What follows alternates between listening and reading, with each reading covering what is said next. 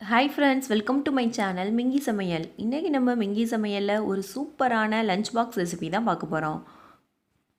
Lemon rice with உருளைக்கிழங்கு gravy எப்படி செய்யறதுங்கிறத இந்த வீடியோவில் பார்க்கலாம். வாங்க நம்ம வீடியோக்குள்ளே போகலாம். ஒரு பாத்திரத்தில் அடுப்பில் வச்சுட்டு அது கொஞ்சம் ஹீட் ஆனதுக்கப்புறம் ஒரு டேபிள் ஸ்பூன் ஆயில் ஆட் பண்ணணும். அதுக்கப்புறம் ஒரு 1/4 டீஸ்பூன் கடுகு ஆட் பண்ணணும்.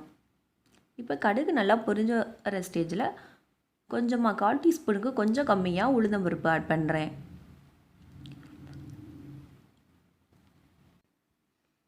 இப்போ இது ரெண்டும் நல்லா பொரிஞ்சதுக்கப்புறம் ஒரு டேபிள் ஸ்பூனுக்கு கடலைப்பருப்பு எடுத்து வச்சுருக்கேன், அதை ஆட் பண்ணுறேன். இதை ஆட் பண்ணதுக்கப்புறம் இது நல்லா பொரிஞ்சு வரணும். அந்த அளவுக்கு நல்லா நம்ம கிண்டிட்டுக்கோங்க. அடுப்பு சிம்மில் கூட வச்சுக்கலாம், சிம்மில் வச்சாலும் சரி. கொஞ்சம் மீடியம் செய்யறதில் அடுப்பை ஃப்ளேம் வச்சுக்கணும். நெக்ஸ்ட்டு நம்ம நிலக்கடலை பருப்பு ஆட் பண்ண போகிறோம். இப்போ இந்த நிலக்கடலை பருப்பு இதெல்லாம் ஆட் பண்ணி செய்கிறதால ரொம்ப டேஸ்ட்டாக இருக்கும், ரொம்ப சத்தானது கூட. நம்ம பிள்ளைங்களுக்கு கொடுக்குறப்ப அதெல்லாம் சாப்பிட்றப்ப பிள்ளைங்களுக்கு ரொம்ப சத்து கிடைக்கும். நிலக்கடலை பருப்பு ஒரு டேபிள் ஸ்பூன் இந்த டயத்தில் நம்ம ஆட் பண்ண போகிறோம்.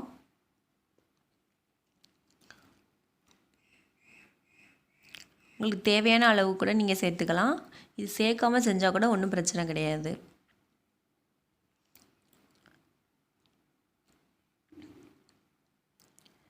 இப்போ இந்த கடலைப்பருப்பும் இந்த நிலக்கடலை பருப்பு ரெண்டும் கொஞ்சம் நல்லா மொறுன்னு வர்ற அளவுக்கு நல்லா எண்ணெயில் பொரிய விட்டுட்டு அதுக்கப்புறம் நெக்ஸ்ட்டு நம்ம என்னென்ன ஆட் பண்ணணுமோ அதெல்லாம் ஆட் பண்ணிக்கலாம். ஒரு கொத்து கருவேப்பிலை எடுத்து வச்சுருக்கேன், அதை ஆட் பண்ணுறேன்.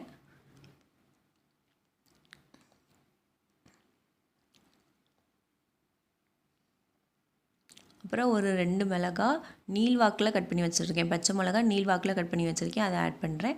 அப்புறம் ஒரு 2 வத்தல். உங்களுக்கு இன்னும் கொஞ்சம் காரம் அதிகமாக வேணும்னா ஏதாவது ஒன்று அதிகமாக ஆட் பண்ணிக்கோங்க. ஒன்று காஞ்ச மிளகாய் இல்லைன்னா பச்சை மிளகாய் ஏதாவது ஒன்று கொஞ்சம் அதிகமாக ஆட் பண்ணிக்கலாம்.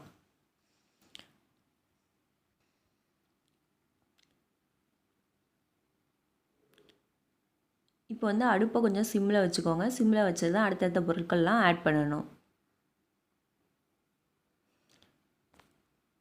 கொஞ்சம் பெருங்காயத்தூள் தேவையான அளவு பெருங்காயத்தூள் ஆட் பண்ணிவிட்டு ஒரு தடவை கிண்டி விட்டுட்டு அடுத்து தேவையான அளவு மஞ்சத்தூள் ஆட் பண்ண போகிறோம்.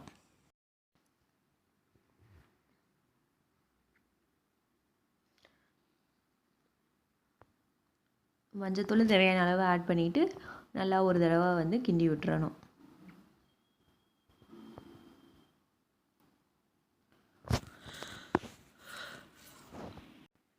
நெக்ஸ்ட் இந்த டயத்தில் கொஞ்சம் உப்பு ஆட் பண்ணணும். எவ்வளோ தேவையோ அதுக்கு தகுந்த மாதிரி உப்பு ஆட் பண்ணிக்கலாம்.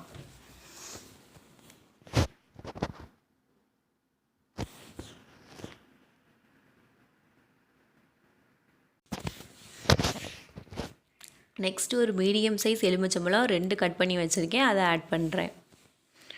உங்களுக்கு கொஞ்சம் புளிப்பு அதிகமாக தேவைன்னா கொஞ்சம் அதிகமாக ஆட் பண்ணிக்கலாம். இப்போ நான் செய்ய போகிறது ஒரு 2 அல்லது 3 பேருக்கு ஏற்ற மாதிரி செய்கிறேன்.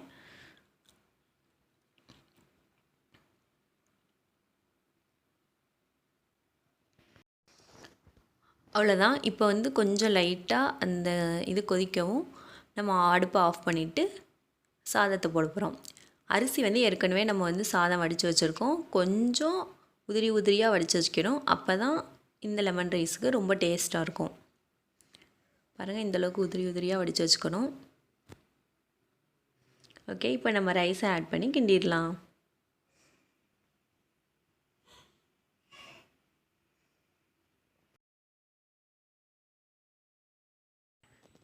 கொஞ்சம் கொஞ்சமாக ரைஸ் ஆட் பண்ணி அப்படியே கிண்டிகிட்டே இருக்கணும். நல்லா அடியிலேருந்து எடுத்து விட்டு கிண்டுங்க.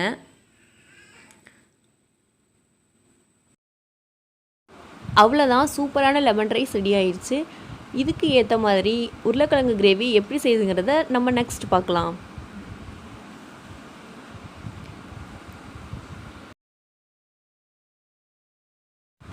இப்போ உருளைக்கிழங்கு கிரேவிஸ் எப்படி செய்யுதுங்கிறத பார்க்கலாம். ஃபஸ்ட்டு அடுப்பில் ஒரு பாத்திரத்தை வச்சுட்டு அதில் ஒரு டேபிள் ஸ்பூன் ஆயில் ஆட் பண்ணுறேன். ஆயில் கொஞ்சம் ஹீட் ஆனதுக்கப்புறம் ஒரு 1/4 டீஸ்பூன் கடுகு ஆட் பண்ணுறேன்.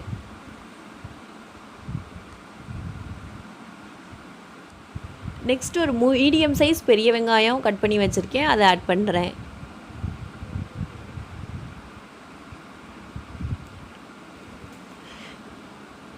இந்த உருளைக்கிழங்கு கிரேவி வந்து நம்ம தக்காளி சேர்த்து செய்ய போகிறோம். ஸோ இது ரொம்ப டேஸ்ட்டாக இருக்கும். அதுவும் லெமன் ரைஸ்க்கு வச்சு சாப்பிட்றதுக்கு ரொம்ப ரொம்ப நல்லாயிருக்கும்.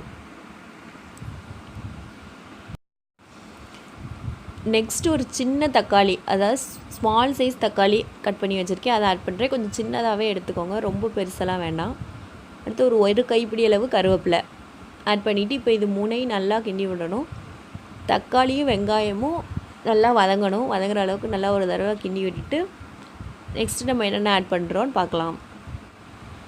தேவையான அளவு மிளகாத்தூளும் கொஞ்சம் கரம் மசாலாவும் ஆட் பண்ணுறோம். மிளகாத்தூள், அதாவது நீங்கள் உரப்பு நல்லா சாப்பிடுவீங்கன்னா உங்களுக்கு காரத்துக்கு ஏற்ற மாதிரி நீங்கள் மிளகாத்தூள் ஆட் பண்ணிக்கோங்க. கரம் மசாலா வந்து ஒரு 1/4 டீஸ்பூன் ஆட் பண்ணால் போதும், கொஞ்சமாக ஆட் பண்ணால் போதும். இப்போ ஒரு 2 உருளைக்கிழங்கு எடுத்து தோல் சீவிட்டு நீள்வாக்கில் கட் பண்ணி வச்சுருக்கேன், அதை ஆட் பண்ணுறேன். இது மாதிரி நீள்வாக்கில் கட் பண்ணி வச்சா தான் கொஞ்சம் நல்லா டேஸ்ட்டாக இருக்கும், நல்லாயிருக்கும். இந்த கிரேவிக்கு நல்லாயிருக்கும். ஒரு தடவை இந்த இதெல்லாம் அந்த உருளைக்கிழங்குல மிக்ஸ் ஆகிற அளவுக்கு ஒரு தடவை மிக்ஸ் பண்ணி விட்டுக்கணும்.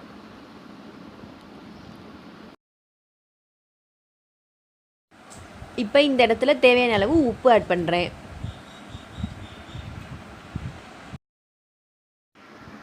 இப்போ இந்த இடத்துல நான் தண்ணி ஆட் பண்ணுறேன். கொஞ்சமாக தண்ணி ஆட் பண்ணால் போதும். பாருங்கள், நான் எப்படி ஆட் பண்ணிக்கிறேனோ இந்தளவு ஆட் பண்ணால் போதும். நம்ம ஏன் தண்ணி ஆட் பண்ணுறோன்னா உருளைக்கிழங்கு வேகவும் கொஞ்சம் கிரேவி மாதிரி இருந்தால் தான் லெமன் ரைஸ்க்கு நல்லாயிருக்கும். அதனால தான் நான் தண்ணி ஆட் பண்ணுறேன். இப்போ நம்ம இந்த உருளைக்கிழங்கு பொரியலை மூடி வச்சிடலாம்.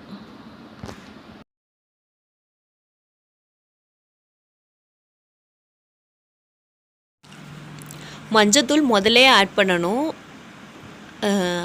நான் மறந்துட்டேன். ஸோ இந்த டயத்தில் மஞ்சத்தூள் ஆட் பண்ணிக்கிறேன். நீங்கள் முதல்லே அந்த மசாலாலாம் சேர்க்குற அந்த டயத்துலேயே நீங்கள் மஞ்சத்தூள் ஆட் பண்ணிக்கலாம். இப்போ மஞ்சத்தூள் ஆட் பண்ணிவிட்டு ஒரு தடவை கிண்டிட்டு மறுபடியும் மூடி வச்சிடணும். அவ்வளோதான், ஒரு 2 to 3 மினிட்ஸ்க்குள்ளே உருளைக்கிழங்கு வெந்துடும். சூப்பரான உருளைக்கிழங்கு கிரேவி ரெடி ஆயிடுச்சு. ரெசிபியை நீங்கள் கண்டிப்பாக வீட்டில் ட்ரை பண்ணி எப்படி இருந்ததுன்னு கமெண்டில் சொல்லுங்கள். இந்த வீடியோ உங்களுக்கு பிடிச்சிருந்ததுன்னா லைக் பண்ணி ஷேர் பண்ணுங்கள். இது போல் பல சூப்பரான இன்ட்ரெஸ்டிங்கான வீடியோக்கள் தெரிஞ்சுக்கணுன்னா மறக்காமல் மிங்கி சமையலை சப்ஸ்கிரைப் பண்ணிக்கோங்க. நெக்ஸ்ட் ஒரு இன்ட்ரெஸ்டிங்கான ரெசிபி வீடியோவில் மீட் பண்ணலாம். அது வரைக்கும் பாய் ஃப்ரெண்ட்ஸ்.